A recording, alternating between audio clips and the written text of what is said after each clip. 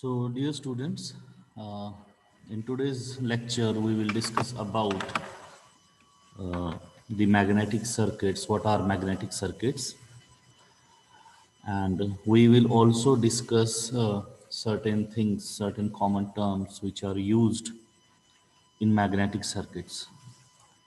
So, this is lecture number 34, which is about the introduction to the magnetic circuits, and this lecture will cover the introduction part of the magnetic circuit, the important terms that are used in magnetic circuits. We will also take up some examples of magnetic circuits, and then we will see what is the comparison between the magnetic circuits and the electrical circuits. So as per the definition of circuit is a closed path. Even in electrical circuit, if we see in electrical circuit, we have a battery, we have some components which are connected to one another, and a path is formed in which some current will flow. So this is what we call as an electrical circuit. So in magnetic circuit also, a closed path in which the magnetic flux can flow is termed as the magnetic circuit. Like in this diagram, if you see, in this particular diagram, this is an iron core, and we have a coil which is wound over this iron core. You can see here, right? And there are, let us say, n number of turns. This is the number of turns. So there are n number of turns. So when some current I will flow through this particular coil, so because of the characteristic of the coil, and since it is wound over the iron core, it would generate certain flux which is phi, and this flux will ideally be confined to the path. You can see here, this is the path in which the flux is flowing, and the direction of flux is from A to B, from B to C, and from C to D, and then back from D to A. So this would be a magnetic path or magnetic loop, you can say, in which the flux is flowing. So this is what we call as a magnetic circuit, because it is a closed path and a flux is flowing in this particular path, right? So the flux will always leave the north pole of the coil. Now this is the north pole and this is the south pole of the coil. The flux will always exit from the north pole and enters to the south pole. And how will we find out which one would be the north pole and which one is the south pole, or how will we find out the direction of the flux? So for that you can refer this particular diagram. In this diagram, if you curl your finger onto the coil in the direction of current flowing, as you can see, the current is flowing like this. From here it is entering from this point and exiting here. This is the exit point, and this is the yeah, from here it is entering, right? So if you curl your finger, the thumb will give you the direction of B, where B is nothing but this is what we call as flux density, right? So this is the term which we will discuss in next slide. Okay, so if you curl your fingers with the direction of current on the coil, so the thumb will give you the direction of flux. Similarly here also, if you curl your fingers in this way, because the current is flowing like this, so your thumb will give you the direction of flux. So the flux will be flowing from here and will be entering back to the coil from the south pole, right? Now, when this flux will flow through this particular material, which is iron core, or it is a ferromagnetic material basically. So this flux will be opposed by the material's property, which we call as the reluctance, right? So this material has certain opposition which it offers to the flow of flux, and this characteristic of the ferromagnetic material or magnetic material is termed as reluctance. So reluctance is basically the opposition to the flow of magnetic flux, right? Now this is what magnetic circuit is, and it is very simple to understand what is magnetic circuit and why are we calling it as magnetic circuit. The reason is that it has the flux flowing, right? And that is why it is the magnetic circuit. Now let us come to the common terms which are used in magnetic circuits. Like the first thing that we need to understand is the magnetomotive force. Now what is magnetomotive force? As in electrical circuits, we have EMF.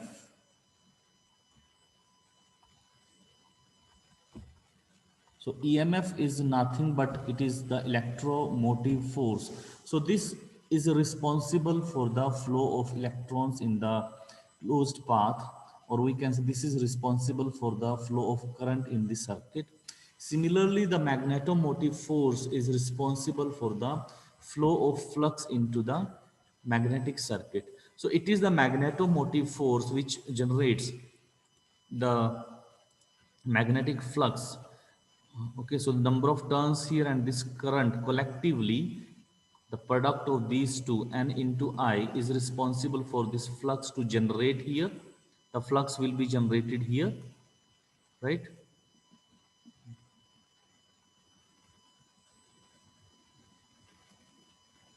And because it is getting a path, so it will flow in this particular path. So it is because of this magnetomotive force, right? Since magnetomotive force is the product of number of turns and the current, so its unit is ampere turns, or simply AT we can write, because number of turns do not have any unit. Okay, so N is a unit less component. So the magnetomotive force also has the unit of ampere, right? Or A. So either we can write AT, that is also true, or we can write simply ampere, that is also true. And the reason is because N is a unitless component here, right? Now, what is magnetomotive force? It is basically the work done which is made to move a unit magnetic pole. So instead of using charge here, like in electromotive force, we have a positive charge which is moved from one point to the another point. The work done in moving that charge is basically EMF. So here, instead of using the charge, we are using magnetic pole, right? So it is the work done in moving the unit magnetic pole once around the magnetic circuit, and this is what we call as magnetomotive force. So in other words, we can say it is something which is responsible for two things. One is it sets up the magnetic flux.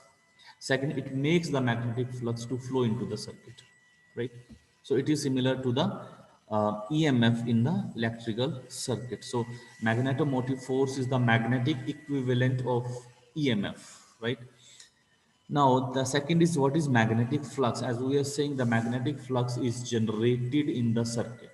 So what is magnetic flux? Magnetic flux is nothing but it is the magnetic field lines, or magnetic line of force is basically magnetic force that which pass through some certain area, right? And this is what is termed as magnetic flux. Like in this particular diagram, if you see, so these are the line of forces here. All these are line of force or magnetic field, which are passing through this area A, right? So the component of these, let us say these are inclined to this, the normal component by theta, and the normal component of these magnetic field line and product of the area, like d cos theta and A, will give you flux. So magnetic flux is the product of, or dot product of, this is the dot product here. So dot product of magnetic field or flux density, also we can also call it as flux density, How, that also we will discuss, right? And the area which is perpendicular to the magnetic field, right? So the normal component is taken here. Okay, so that is why it is written phi is b a cos theta. So b, this is the perpendicular. B perpendicular means the normal component of magnetic field, the perpendicular component of the magnetic field in, and the area of from where the magnetic line or magnetic field lines are passing. So now why we are calling it as flux density, as you can see, if you rearrange this equation, you'll get B is equal to phi upon A.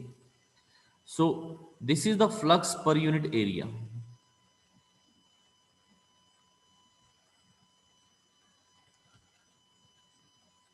right? So that is why it is also termed as flux density, and its unit is Weber per meter square. The unit of magnetic flux SI unit is Weber and CGS unit is Maxwell. Okay. So now the third term that we need to understand is magnetic field intensity. Now this is something which is not related to the internal of the magnetic material. It is something which is associated with the current. So magnetic field intensity, which is also known as magnetic field strength or magnetizing force, is basically the magnetomotive force per unit length of the magnetic path.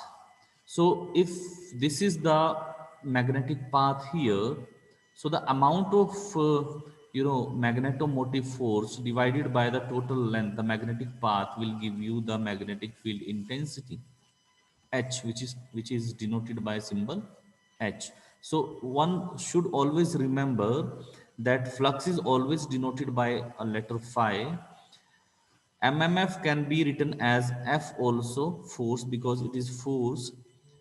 Magnetic field intensity is written by a capital letter H, right? So these are some standard notations which are used for these magnetic properties or magnetic terms basically. So H is nothing but it is magnetomotive force divided by the magnetic length or length of the magnetic path, or you can say mean length of the magnetic path, right?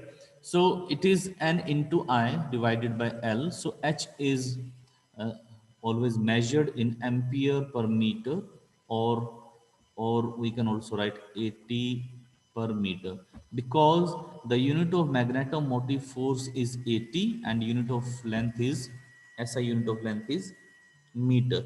So it can be 80 per meter, or because as I told earlier also, n is unit less, so we can write it as ampere per meter.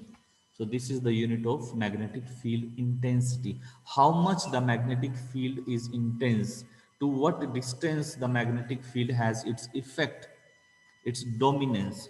So this is basically denoted or expressed by magnetic field intensity, right? Now then we have the reluctance term, which I have already discussed.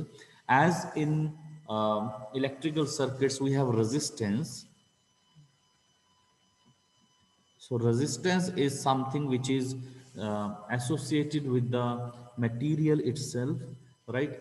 So resistance is the property of a material, electrical material, by virtue of which it opposes the flow of current through it, right? So in magnetic circuits also we have a property which basically is offered by the magnetic materials to the magnetic flux. So this basically is the opposition which a magnetic circuit offers to the magnetic flux. So it is called as reluctance, right? That means magnetic flux, like electric current, magnetic flux is also opposed,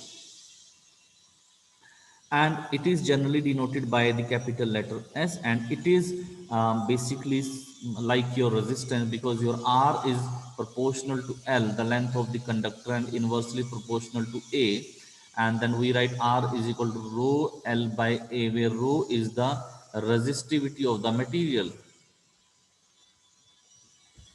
right? L is the length of the conductor, A is the area of cross section. So similar to that, S is also proportional to the length, the mean magnetic length, and S is inversely proportional to the area of cross section of the magnetic length, like here. This is the, if we say this is the area of cross section here, this is okay. So this is A basically, and this complete is your L. So this particular magnetic circuit will have certain reluctance, and its formula is given by S is equal to L by A mu naught mu R, where mu naught and mu R, this is nothing but the absolute permeability mu, where mu naught is the permeability of free space, which is equal to 4 pi into 10 raised to the power minus 7 Henry per meter, or approximately equal to 12.57 into 10 raised to the power minus 7 Henry per meter. And mu R is the relative permeability of the material. That means the permeability of material and the permeability of, and the absolute permeability. So from here you can find out mu R also. So mu R is equal to mu by mu naught. So relative permeability is the ratio of absolute permeability to the permeability of free space. And this is where the magnetic circuit differ from the electrical circuit. This is one difference. So this means that if your free space has the permeability, and the permeability, what is permeability? Permeability is the property of magnetic material because of which it assists the conduction of flux into the material. That means it is because of the permeability the magnetic material conduct flux basically. Now when I say conduct flux, I mean to say the flux can flow, the flux can produce, the flux can induce into the magnetic material, right? So if free space has the magnetic property, the permeability, so that means your space, this free space, that means this flux can go, can also flow into the air, but current cannot flow in air, right? So this is what where the magnetic circuit differ from the electrical circuits, right? So as I already said, reluctance is the magnetic, in magnetic circuit, is equivalent to the resistance in the electrical circuits, right? Now let us come to the permeability. This is what I was discussing, and the permeance. So permeability is basically the property of magnetic material because of which the flux or magnetic field is formed in the magnetic material, right? It is equivalent to the conductivity in the electrical circuit. Like in electrical circuits, we have conductivity. So similarly, in magnetic circuits, we have permeability, right? And it is also associated with the material. It is the property of material, right? So magnetic permeability is that property which allows the magnetic line of force. Now what are magnetic line of force? Means the flux to pass through the magnetic material, right? And it is given by mu, which is equal to B by H, where H is the, so it is basically the flux density divided by magnetic field intensity, and it is measured in Henry per meter. This is the unit of the permeability. So that means mu is B by H. So then we have permeance, which is the equivalent to the conductance basically. It is equivalent to conductance. So as in electrical circuits, we have the conductance, and conductance is the property of the conducting material or conductor. Similarly, the magnetic circuit also have, or the magnetic materials also have the property which we call as permeance, right? And it is the reciprocal of reluctance, which is given by this, and the unit is opposite to that of reluctance, Weber per AT. So reluctance unit is AT per Weber, right? So AT per Weber, that means S can also be expressed as, if AT, what is AT? It is the magnetomotive force divided by, and Weber is nothing but flux.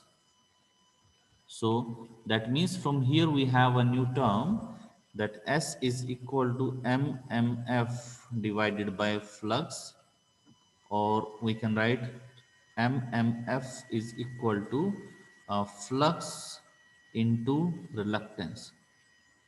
So F is equal to phi into S, right? So it is the similar to your E is equal to I R, right? So that means your F and E are equivalent, flux and I are equivalent, and S and R are equivalent, right? So this is the force, this is the flow, this is the opposition, right? Force, flow, and of opposition. So this is the Ohm's law of electrical circuit.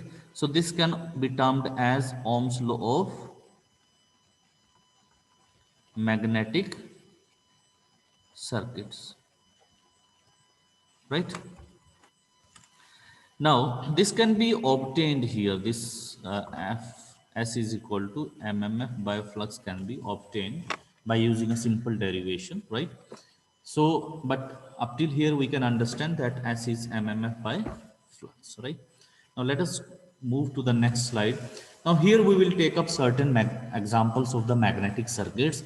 Now, when I say example of magnetic circuit, I actually mean to make you understand that the magnetic circuits are also in the similar way as electrical circuits are. Magnetic circuits are also of two types. We have series magnetic circuit and then we have parallel magnetic circuits, right? So now now how we will call that it is a series magnetic circuit? That means we need to understand the magnetic circuit from the electrical point of view. That means we need to draw the electrical equivalent of every magnetic circuit. And we will see whether the components are falling in series with one another or they are not in series with one another. Now, how do we say in electrical circuit that the circuit is series? So in series circuits, current remains same for all components. So that means in magnetic circuit, so in magnetic circuit, the flux shall remain same for all the components. So let us understand this with this example. This is a ring, right? And we have a coil which is of n turns here, and it is wound over this ring. So by using the thumb rule, we can find out that the flux will flow here. So this would be your north pole. This is the south pole here, and n is the number of turn here. This one. This is the number of turns, right? So now this is the source of flux basically, and source of flux is F, magnetomotive force. This is F. So we can represent this with a battery source with north pole as positive and south pole as negative, right? So the flux will flow from here, and because this is no, in this particular ring the mean length is L. This is the mean length of this particular ring, and area of cross section is, this is the area of cross section A. So it has certain reluctance Si, which is given by 1 upon mu naught mu r L upon A, right? So this is a continuous ring. It doesn't have any breakage, it doesn't have any partition, it is a continuous ring. So it will be connected or shown like here, because reluctance is the opposition offered to the flux. So it can be represented by a symbol of resistance. So we will see here the same flux is flowing in both the components. So this is now the electrical equivalent of this particular circuit is drawn here. So F is equivalent to E, so EMF, this is EMF, and flux is equivalent to current, and SI is equivalent to RI. So we have this. Now the same flux is flowing.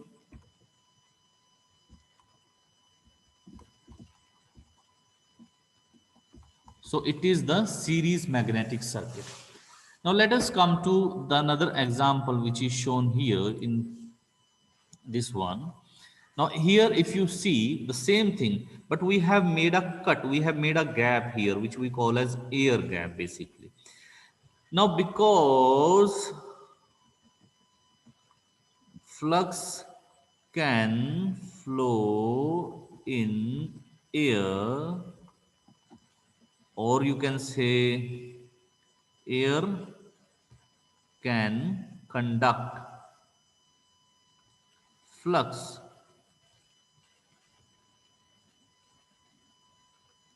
How? Because of this. Because of the permeability of free space, air can conduct flux. So that means the flux will flow into this air gap like this, right? And it will reach to the other end. In electrical circuit, we cannot make current flow without a wire. It needs a wire, it needs a hard medium to flow. But flux can flow in soft medium also, like air, right? So that means now we have two things here. The Li, Li is the length of iron ring, and we have La. La is the length of air gap. So that means the area of cross section will remain same. Area of cross section will remain same. So there will be two reluctances, Si reluctance by the ring,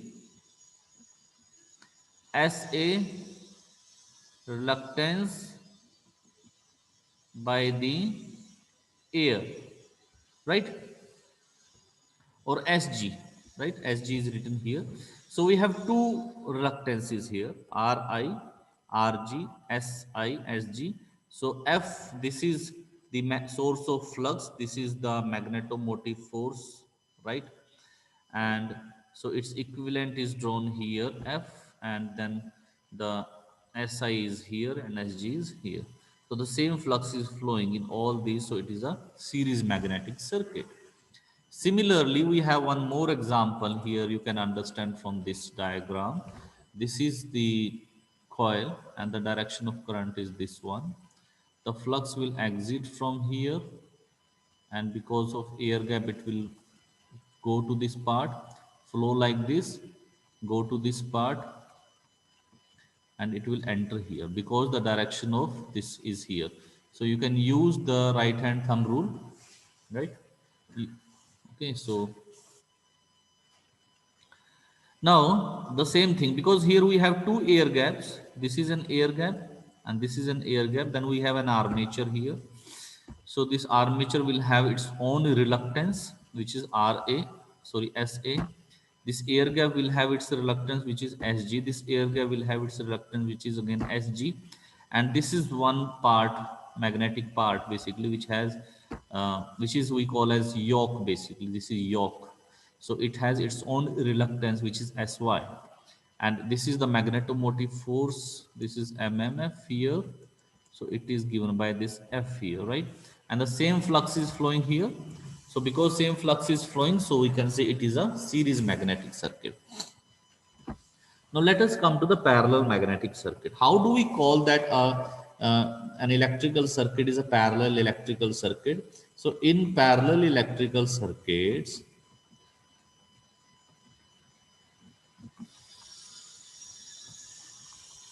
the current is divided into the various branches of the electrical circuits, right? So similarly in magnetic parallel magnetic circuits also, the flux will divide. Like in this example, if you see here, we have magnetomotive force and flux is being generated. And now when flux will reach to this particular node, this is the magnetic node, or junction, right? So it will divide here and here because in both the sides we have the magnetic material, and then it will reach and come back and combine here, okay, at this particular node. So if you draw its magnetic circuit, so it will be like this. So this branch will have its own reluctance. This limb here, from here to here, it will have its own reluctance S2, and from here to here also there will be some reluctance S2, because the length is same here. This is L and this is also L, and area of cross section is same. So S2 is 1 upon mu naught mu R L by A, right? So it is S2 is equal to 1 upon mu naught mu R L by A. So the length is same, the area of cross section A is same. So these two reluctances will be same, right? So this is the parallel magnetic circuit. Similarly, here also there is one example with the two branches and an air gap, right? So here also you can see the flux is dividing and the flux will flow in this air gap, right? And this is a parallel magnetic circuit. So on the basis of the fact whether the flux is dividing or not dividing in the magnetic branches, we are categorizing the magnetic circuits into series magnetic circuits, which have been discussed here, and the parallel magnetic circuits, which have been discussed here.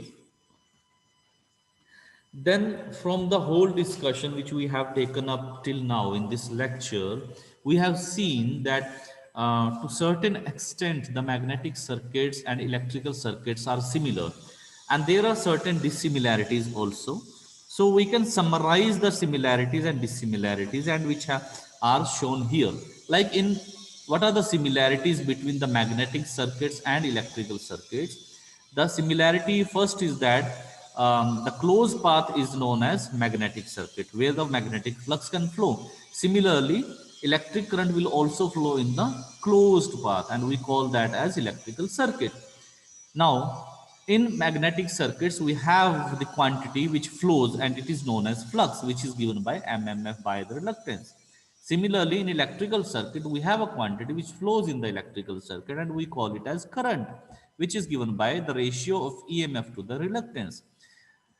We have magnetomotive force, which is responsible for the generation of the flux and flow of flux in the magnetic circuit. In electrical circuit, we have EMF, electromotive force, which is responsible for the flow of electrons or charge or current in the electrical circuit. Then there is an opposition offered by the magnetic material to the flow of flux, and that opposition is termed as a reluctance. It is directly proportional to the mean length of the magnetic circuit and area of cross section of the magnetic circuit. In electrical circuit also we have the similar quantity, which is known as a resistance, and it is given by R is equal to rho L by A. So there is one more similarity here, that resistance is also depending upon the length of the conductor and area of cross section of the conductor, right? Then we have flux density in magnetic circuit. In electrical circuit, we have current density. In magnetic circuit, we have MMF drop because of the reluctance and flux. In electrical circuit, we have voltage drop because of the current and the resistance. In magnetic circuits, we have magnetic intensity or magnetic field intensity or magnetic field strength or magnetizing force, one and same thing, which is denoted by H, and it is equal to Ni by L. In electrical circuits, we have electrical intensity, which is given by E is equal to V by D, where D is the distance. Then in magnetic circuits, we have permeance, because of which the flux is flowing. It assists the flow of flux, and permeability also. In electrical circuits, we have conductance and conductivity, which support the flow of charge in the conducting material. Then there are certain dissimilarities also, that magnetic flux is something which does not flow. It is set up in the magnetic circuit, magnetic path. It does not flow. But electrical current is something which actually flows, right? Second thing is in magnetic circuit, the magnetic flux does not need any magnetic insulator. There is no magnetic insulator. That means the flux can flow in the air also, but this current will never go into the air. It needs a hard medium to flow.